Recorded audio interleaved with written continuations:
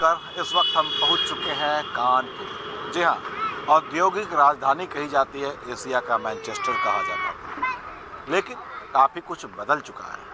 अब भी कानपुर औद्योगिक रूप से बहुत मजबूत है, लेकिन अब वो बात नहीं रह गई है। आप हमारे पीछे देख रहे होंगे बनारसी टी स्टॉल लिखा है, तो ये तो शायद मोदी जी की माया है कि बनारस जो है हर जगह फेमस हो गया और बनारस की चाय अब हर जगह बिकती है और कानपुर में भी यहाँ बिक रही है। तो कानपुर में हम कल्याणपुर विधानसभा के इलाके में मौजूद हैं, इस बनारसी टी स्टॉल पे। यहाँ की बात करें तो भारतीय जनता पार्टी से नीलिमा कटियार पिछली बार यहाँ चुनाव जीती थी, 5 साल बीत गए हैं।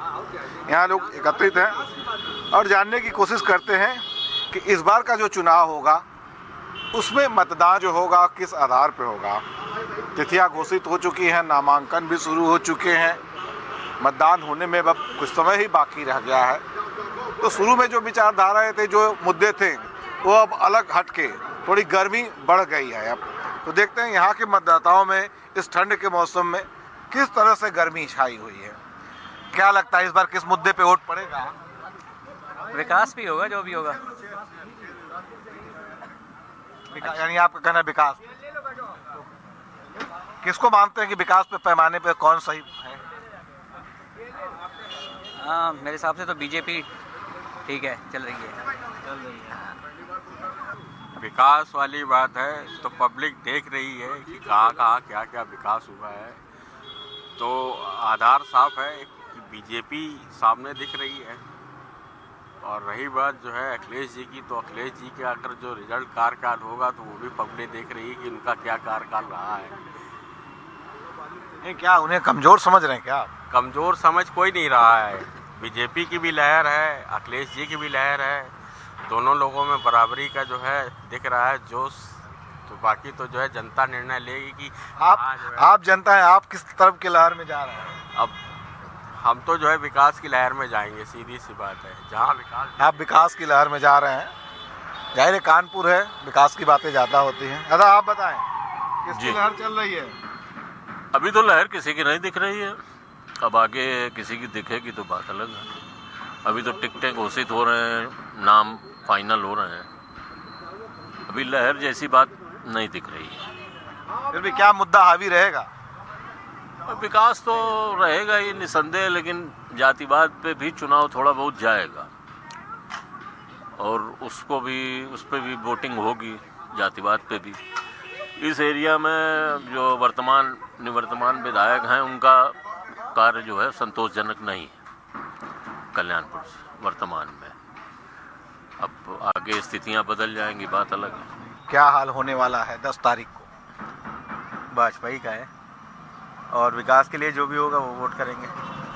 जो विकास के लिए सहमत करेगा, जो विकास में दिखाएगा, विकास करता हुआ दिखेगा, उसी के लिए करेंगे। कौन दिख रहा है अब कब दिखेगा? अभी तो जो दिख रहा है वो जितना नीलिमा जी ने किया है वो इस विधानसभा के हिसाब से वो संतोषजनक नहीं है, लेकिन आगे क्या करेंगी ये उस पर डिपेंड करता है और उसके आगे देखा जाएगा। नीलिमा जी ने नहीं किया, ज़्यादातर हम देख रहे हैं लोग विधायक के नाम पे नहीं बल्कि बड़े नेताओं, ऊपर के नेताओं के नाम पे वोट देते। ऊपर के नेताओं में नहीं, लेकिन यहाँ कोई दिखा नहीं। नीलिमा जी उससे बनी कोई दिखा नहीं, लेकिन हाँ ये है कि कभी किसी कार्यक्रम में या उसमें दिख गई। विकास के नाम पे अगर कहा जाए नहीं दिखा। अब आगे क्या होता है ये तो समय बताएगा। आपको क्या लगता है? उत्तर प्रदेश में भारतीय जनता पार्टी प्रचंड बहुमत से दोबारा सरकार बनाने जा रही है। उसका सिर्फ एक कारण है कि पिछली सरकारों से अगर आप भारतीय जनता पार्टी की वर्तमान सरकार की तुलना करेंगे तो पिछली सरकारों में पूरे देश की जनता को ये साफ साफ दिख रहा था कि गुंडई की सरकार है, अराजकता की सरकार है, डकैती की सरकार थी, अपहरण उद्योग चल रहा था।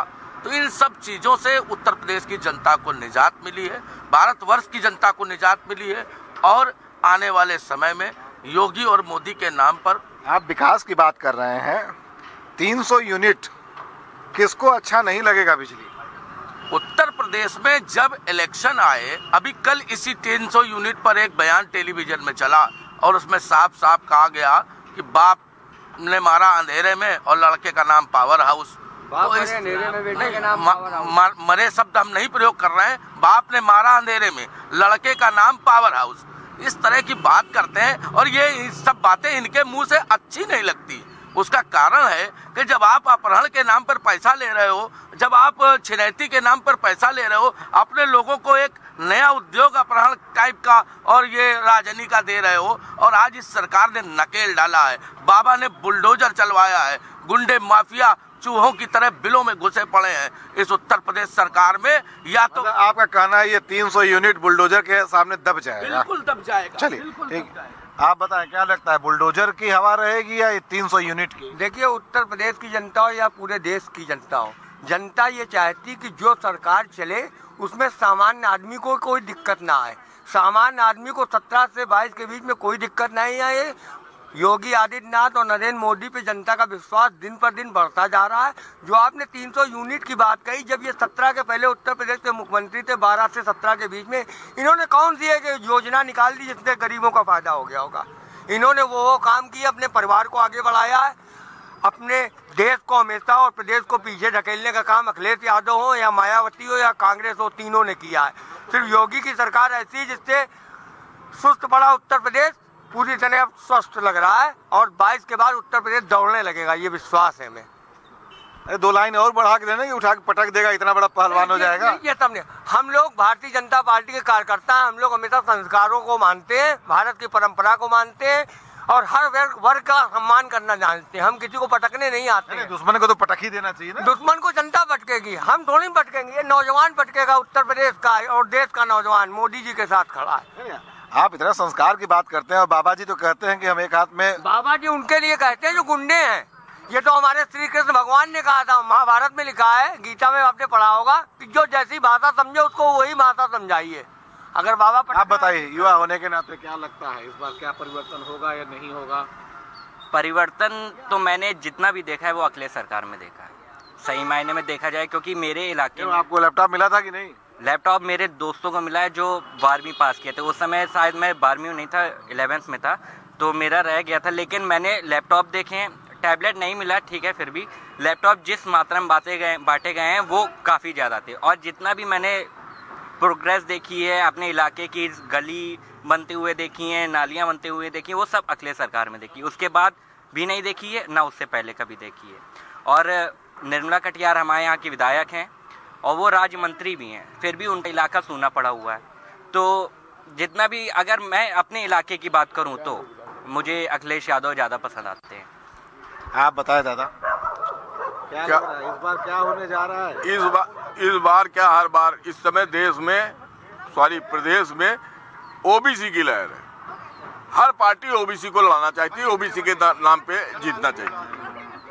तो जातिवाद के नाम पे चुनाव आप जो है दोनों पार्टियां लड़ रही हैं, चाहे वो अखिलेश हो और चाहे बाबा योगी हो।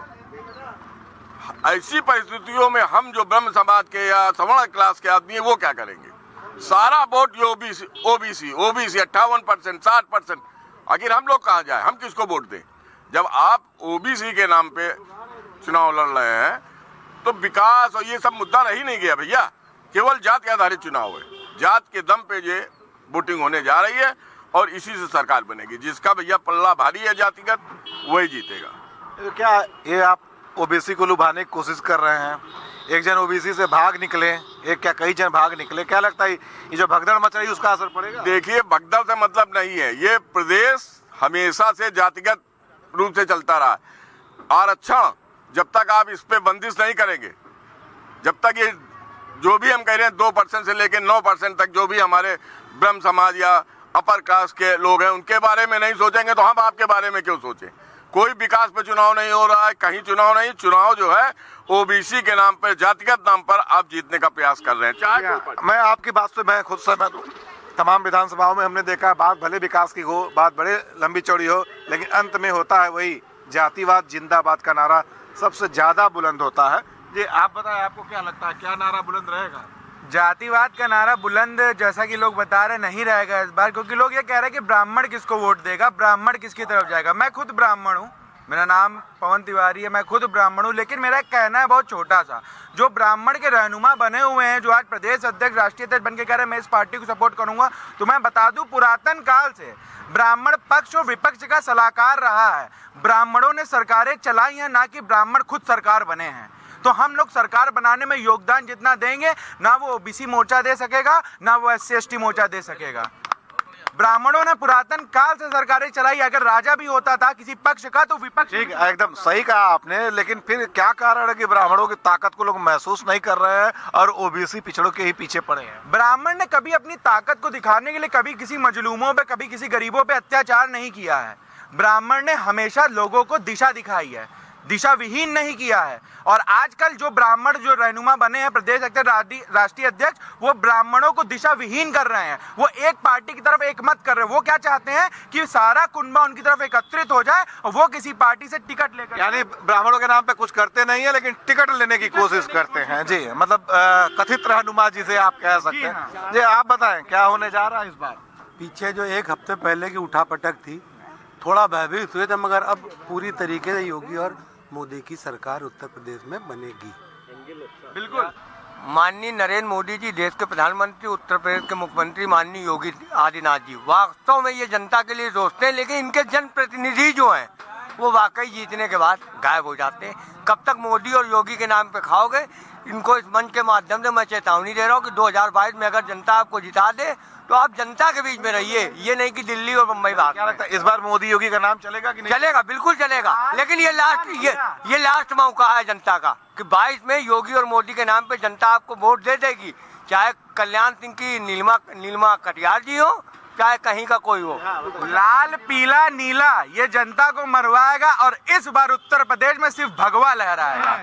भगवा लहराएगा, ये बेशक भगवा लहराएगा, लेकिन जिस हिसाब से देखा जाए विकास के नाम पे ज़्यादा कोई चीज़ें नहीं हुई। पूर्वांचल एक्सप्रेसवे जो भी बनाया गया है उसके पैमाने कम कर दिए गए। जिस हिसाब से उसके बगल में चलने के लिए रास्ता बनाना चाहिए था वो नहीं बनाए गए हैं, और भी डिवाइडर और भी लाइटिंग अच्छी होनी चाहिए थी वो नहीं हुई है।